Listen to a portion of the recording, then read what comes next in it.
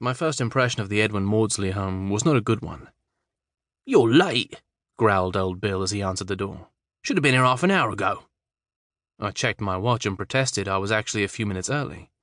Old Bill looked affronted by my impertinence. Then he peered short-sightedly at me and bristled at what he saw. "You're not the Mayor of Lambeth." I could only agree. "You're an imposter," he accused before trying to whack me over the head with a white stick. I could see old Bill and I were going to get on famously. Taking a step back out of range of the stick, I wondered what I'd got myself into. It was November 1982, and I was standing here outside the tall, red-brick building to please my mother, who was determined that I succeed in what she called a proper job. I had tried and failed in insurance. I had tried and failed in publishing. Indeed, I had tried and failed in 11 different jobs since leaving university. If I were to fail here, in the relatively modest arena of elderly care, my mother would give up on me completely. Little did I know, the experience would push me into a journey of inner discovery that would soon lead me to India. For now, though, things had not begun well. Fortunately, a tall, broad-shouldered figure in a pink dress and a pile of perfectly coiffured white hair appeared behind old Bill to disarm him. "I'm Mrs. Butterworth, the matron," she said above old Bill's protests as she escorted me to my office. "Don't worry about him, manic depressive, gets these crazes, feels the need to take responsibility for something. First it was the visitor's room, then it was the bird bath, and now he's got it into his head he's our doorman. He won't let anyone in unless he likes them, and since he's half blind and can't see who's at the door, he won't let them in anyway." I nodded sympathetically and sized matron up. It wasn't just her dress that was pink. Everything about her was pink, from her brightly coloured slippers right up to a luminous pink watch strap, nails and lipstick. But with a mismatching magenta jacket over the rest of the ensemble, she looked a bit like Barbara Cartland without the dress sense. "Are you expecting the Mayor of Lambeth?" I asked. "No," sniffed matron.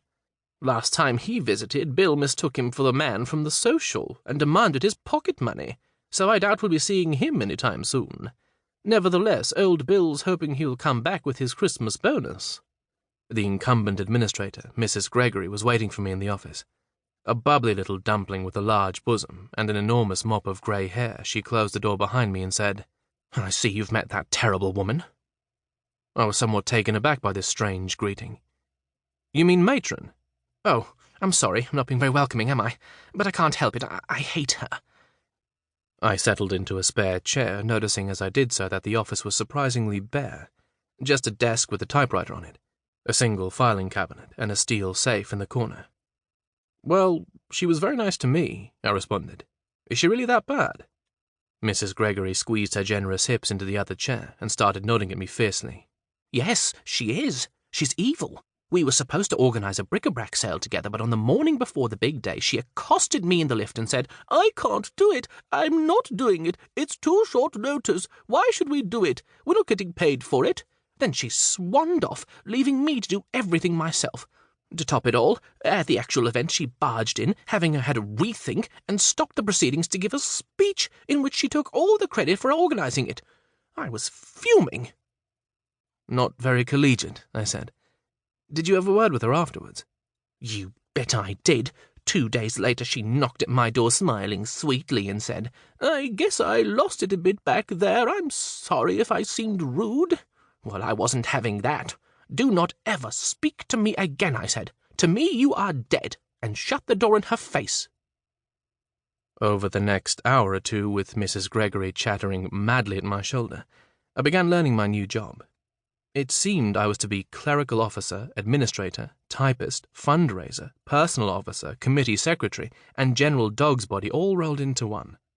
I began kicking myself for taking on a job with so much responsibility. Responsibility was not my middle name.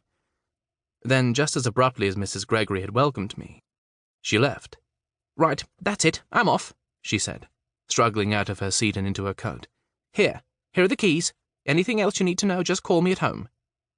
I was speechless. "You're going already? Aren't you coming back?" "No, I'm not. If I have to spend one more minute in the same building as that woman, I'm going to explode." To keep listening to this audiobook, I've left you a link in the description so you can do it, at no cost thanks to Audible's 30-day free trial.